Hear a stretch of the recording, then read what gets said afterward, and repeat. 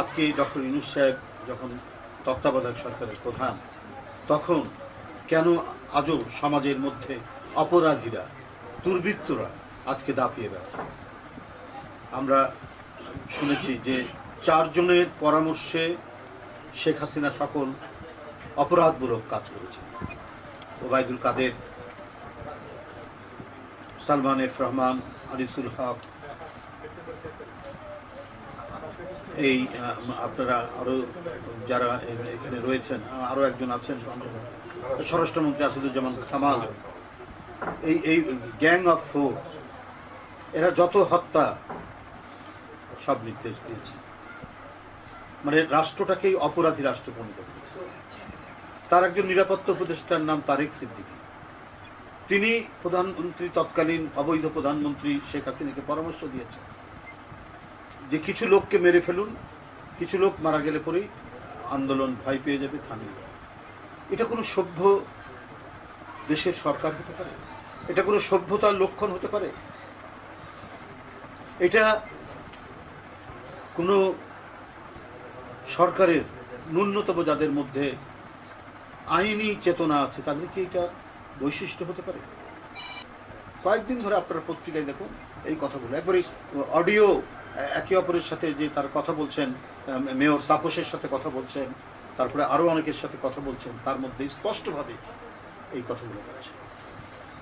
একেবারে যাদের মনোবৃত্তি খুনির, যাদের মনোবৃত্তি ডাকাতের, যাদের মনোবৃত্তি রক্ত পিপাসা যাদের মেটে না, রক্ত তৃষ্ণা যাদের সবসময় রয়েছে, তারা দেশ পরিচালনা করছে। তারা ক্ষমতাকে ধরে রাখার জন্য নিজ দেশে শিশু সন্তান, তরুণ সন্তান, primary school, high school, college, বিশ্ববিদ্যালয়ের কাউকে বাদ রাখে 1400-1500 ছেলে মেয়েদেরকে হত্যা করেছে, রিক্সাওয়ালাকে হত্যা করেছে, শ্রমিককে হত্যা করেছে, 450 বিএনপি নেতাকর্মীকে হত্যা করেছে, ছাত্র দলের 142 জন ছাত্র কর্মীকে তারা হত্যা করেছে, ছাত্র দলের হত্যা করেছে। এই যে বিকট রক্ত পিপাসু মনোবৃত্তি নিয়ে শেখ হাসিনা দেশ পরিচালনা করছিলেন, সেখান থেকে মানুষ প্রত্যেকে ছটফট করছিল। গুমট এক পরিস্থিতির মধ্যে মানুষ ছটফট করেছে। সেই অবস্থা পুনরাবৃত্তি তো মানুষ চায় না। মানুষ তো 5ই আগস্ট থেকে একটু স্বস্তি পাচ্ছিল। তাহলে আছে দোলন ভুইয়ার মতো একটি ছেলে, দলের একেবারে সামান্য একটা কর্মীর মতো, দলের একজন নিবেদিত প্রাণ কর্মীর মতো সে কাজ করত।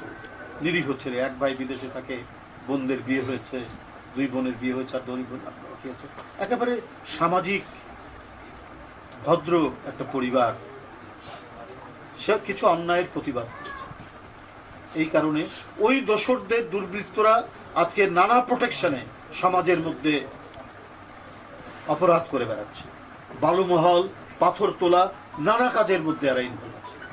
আজকে যে অভিযোগটা উঠেছে যে প্রশাসনের বিভিন্ন স্তরে স্তরে আওয়ামী লীগের দোসররা তারা আছে, এবং এই অন্তর্বর্তীকালীন সরকার এবং গণতন্ত্রের বিজয়ের মধ্যে দিয়ে যে মানুষের প্রত্যাশা শান্তির সহাবস্থান তৈরি করা, এটাকে নস্যাৎ করার একটি পরিকল্পিত প্রচেষ্টা চলছে।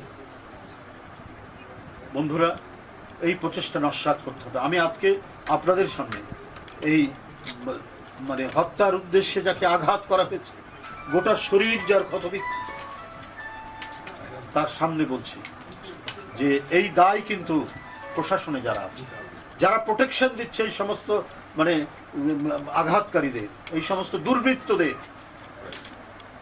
তারা যেই হোক তাদেরকে স্থানীয় প্রশাসন গ্রেপ্তার করছেন না কেন? এই প্রশ্ন আজকে সবার। আমাদের দাবি অবিলম্বে আজকের মধ্যে আমরা তাদের গ্রেপ্তার দেখতে চাই। এখানে যদি আর একটা ঘটনা যদি কিছু ঘটে, তার জন্য দায়ী থাকবে নারায়ণগঞ্জের স্থানীয় প্রশাসন। এত বলার পর সংবাদপত্রের সাংবাদিকরা এত সুস্পষ্টভাবে সবকিছু দেখার পরেও তারা যদি দাপিয়ে বেড়ায়, তাহলে এর জন্য দায়ী।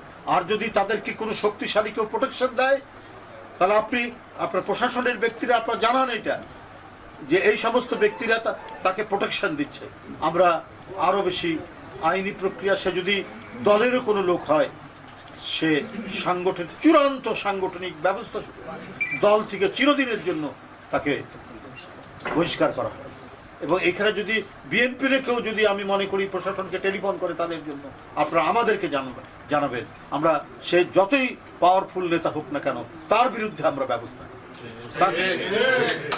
এবং এই ব্যাপারে আমাদের ভারপ্রাপ্ত চেয়ারম্যান জনাব তারেক রহমান এবারে কঠোর পদক্ষেপ নেওয়ার জন্য তিনি বলে দিয়েছেন। সব সময় তিনি সতর্ক দৃষ্টি রাখছেন, কেউ রেহাই পাবে না।